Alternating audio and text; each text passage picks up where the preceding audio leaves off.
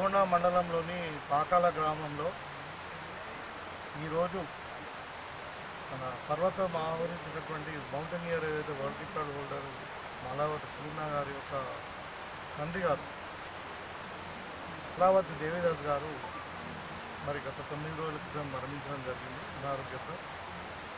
So వారు దగ్గర 9-10 నెలల నుండి హాస్పిటల్ చుట్టూ తిరుగుతూ మరి అనారోగ్యంతో చనిపోవడం జరిగింది. వాళ్ళని పరామర్శించడానికి వాళ్ళ కుటుంబానికి ధైర్యం చెప్పడానికి ఈరోజు పాకాల రావడం జరిగింది. వాళ్ళ కుటుంబాన్ని ఆయనకు నివాళులు అర్పించి మరి వాళ్ళ కుటుంబాన్ని వాళ్ళ తల్లి గారు తర్వాత పూర్ణ వాళ్ళ తమ్ముడు అందరితో కుటుంబ సభ్యులతో అందరిలో మాట్లాడడం జరిగింది. సో ఈ సందర్భంగా వాళ్ళకు ఒక భరోసా ఇవ్వడం జరిగింది. కాంగ్రెస్ పార్టీ మరి పెద్దలు రేవంత్ రెడ్డి గారు మేము అందరం కూడా వాళ్ళ కుటుంబానికి అండగా ఉంటాం. గతంలో వారికి ప్రభుత్వ ఉద్యోగం ఇస్తామని చెప్పడం జరిగింది, కానీ ఇవ్వలేదు. సో ఇది మెడికల్ బిల్స్ కూడా మరి చాలా కొన్ని లక్షలలో అయినాయని చెప్తా ఉన్నాను. మరి అవన్నీ కూడా మెడికల్ బిల్స్ కానీ ఇవన్నీ కూడా తీసుకుని వచ్చి ఒకసారి రమ్మని చెప్పినాను. తర్వాత ఇంకా ఈ కార్యక్రమాలన్నీ అయిన తర్వాత కొంచెం ఫ్రీ అయిన తర్వాత తప్పకుండా ముఖ్యమంత్రి గారి దగ్గర తీసుకెళ్ళి మరి వాళ్ళకి ఉద్యోగం ఇప్పించి తర్వాత వాళ్ళ కుటుంబాన్ని ఆదుకొని ఈ మెడికల్ ఎక్స్పెన్సెస్ కూడా అన్నీ కూడా ప్రభుత్వం ద్వారా ఇప్పించే చేస్తామని చెప్పడం జరిగింది. కాబట్టి ఇవాళ వాళ్ళ కుటుంబానికి పూర్తి ధైర్యాన్ని విశ్వాసాన్ని ఇస్తూ మరి నేను ఎమ్మెల్యేగా నేను పూర్తిగా వాళ్ళ కుటుంబానికి అంటే ధైర్యం ఇచ్చి అండగా ఉంటానని చెప్పడం జరిగింది. ఇది వేరు. ఇది 11వ తారీఖు నాడు జరిగినటువంటి విలేజ్ ఎన్నికల్లో ఒక 10-12 రోజులు అంటే దగ్గర 30వ తారీఖు 11 రోజుల పాటు మన నిజామాబాద్ ఉప నియోజకవర్గం నుండి అన్ని మండలాల నుండి ముఖ్యమైన నాయకులందరూ దగ్గర ఒక 50 మంది అక్కడ 12 రోజులు హైదరాబాద్లో జుబ్లీహిల్స్ ఎర్రగడ్డ డివిజన్లో పనిచేశారు. సో మాలాగానే అన్ని నియోజకవర్గాల నుంచి చేశారు. పూర్తి బాధ్యతతో పూర్తి కాలంగా టైం ఇస్తూ ఫుల్ టైంగా మరి తెలంగాణకు సంబంధించినటువంటి అన్ని కాన్స్టిట్యూన్సీ నుండి మరి కాంగ్రెస్ పార్టీ కార్యకర్తలందరూ కూడా పనిచేశారు. మరి వాళ్ళ ఘన విజయం సాధించడం జుబ్లీహిల్స్లో అక్కడ కాంగ్రెస్ పార్టీ విజయం సాధించేటట్టు లేకుండే బిగినింగ్లో, అంటే చాలా తక్కువ ఓట్లు వచ్చినాయి గత ఎన్నికలలో.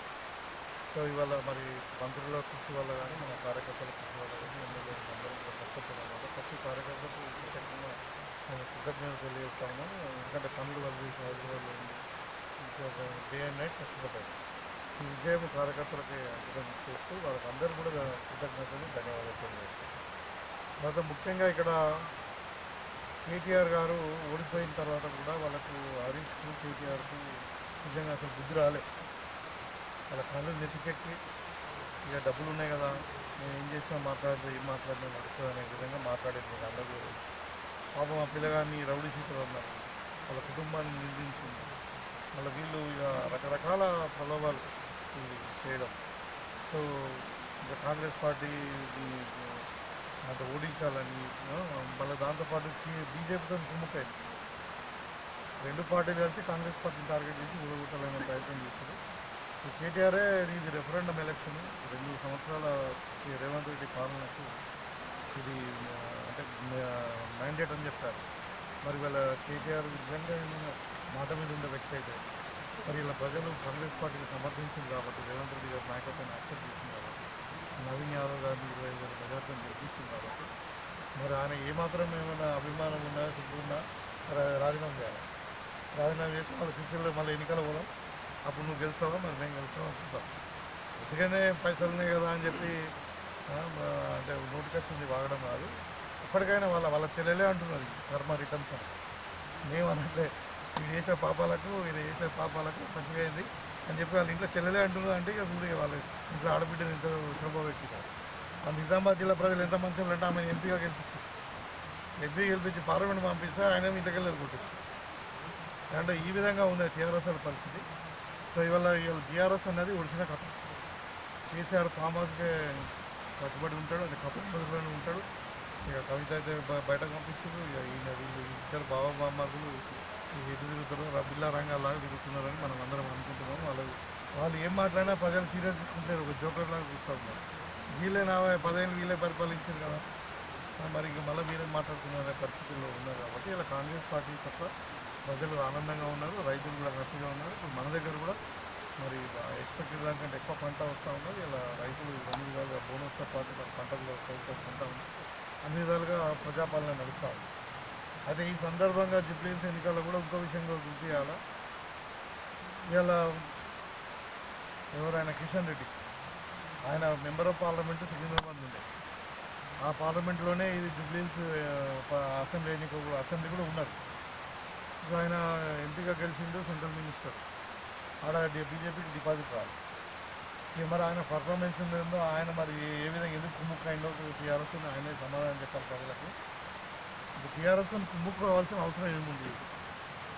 మీరే మొన్నదాకా కేసీఆర్ను జైల్లో పెట్టాలా అవినీతి పరుడని నేను కాదు చెప్పింది. స్వయాన ప్రధానమంత్రి గారు మోడీ గారు చెప్పింది, అమిత్ షా గారు చెప్పింది. ఆయన హోంమంత్రి, ఈయన ప్రధానమంత్రి. మరి వాళ్ళే చెప్పినాక ఎవరు అడ్డుపడ్డారు? అప్పుడు చేయలేదు. మరి ఇప్పుడు మళ్ళీ కాంగ్రెస్ పార్టీ చేస్తలేదని మమ్మల్ని అంటే మేమేం చేసాము? సిబిఐకి అప్పయ్యప్పకన్నా ముందు ఏం మాట్లాడిండు? కాంగ్రెస్ వాళ్ళకి శాత కాదు, కాంగ్రెస్ వాళ్ళకి చిత్తశుద్ధి లేదు, లేకుంటే కాంగ్రెస్ టీఆర్ఎస్ ఒకటే, కేసీఆర్ మీద సాఫ్ట్ కార్నర్ ఉన్నారని చెప్పి మరి ఈయన మీద చర్య తీసుకోవాలంటే మాకు సిబిఐకి అప్పయ్యప్పండి దమ్ముంటే మరి మేము వారం రోజుల్లో ఆయన కేసీఆర్ని జైలు వేస్తామన్నారు. ఇలా మనం సిబిఐకి అప్పయ్యప్పి 2 నెలలు అయింది. బండి సంజయ్ ఎటు పోయిండో, కిషన్ రెడ్డి ఎటు పోయిండో, మరి కేసీఆర్ మీరు ఎందుకు చర్యలు తీసుకుంటారు? సిబిఐ కూడా ఎటు పోయిందో తెలుసలేదు, సిబిఐ అంచనా కూడా తెలుసలేదు. ఆ విధంగా అంటే దీంట్లో ఏమంటున్నారంటే క్లియర్గా కుమ్ముక్కై రాజకీయాలు ఇస్తూ ఉన్నారు. సో ఇది ప్రజలు గమనించారు కాబట్టి ఇలా 2 పార్టీలు కాదని కాంగ్రెస్ మెజార్టీ ఇస్తూ ఉన్నారు. భవిష్యత్తులో కూడా ఇదే జరగబోతూ ఉంది. ఇంకా 3 ఏళ్ళకి ఎన్నికలు కావచ్చు, ఇది రాబోయే స్థానిక సంస్థల ఎన్నికలు కావచ్చు, తర్వాత మున్సిపల్ ఎన్నికలు కావచ్చు, వచ్చే ఎలక్షన్ జనరల్ ఎలక్షన్ కావచ్చు, ఏదైనా కానీ ఇంకా కాంగ్రెస్ పార్టీకే ప్రజలు పట్టం చేస్తారని చెప్పి చెప్తున్నారు. మీకు ఇన్ఛార్జ్ ఇచ్చిన కాంగ్రెస్ కంటే వచ్చింది. మాకు ఇచ్చిన 8 బూతులలో మొత్తము ఒక బూత్లో మైనస్ వచ్చింది, మిగతా 7 బూత్లలో ప్లస్ వచ్చి మొత్తం 311 ఓట్లు ప్లస్ వచ్చింది ఎర్రగడ్డలో. ఎందుకంటే మాకు 8-9 బూత్లు ఇచ్చారు. ఒక డివిజన్లో ఎర్రగడ్డ డివిజన్లో మొత్తం 2,000 పైకి మెజార్టీ వచ్చింది. సో మా వాళ్ళు చాలా గట్టిగా పనిచేసింది. సో ఒక 362 బూత్ అనేది ఉంది. అట్లా కొంచెం అనుకున్న స్థాయిలో కార్యకర్తలు లేకుండా కొంచెం ఇబ్బంది. ఆడొక్కల మైనస్ ఉంది, మిగతా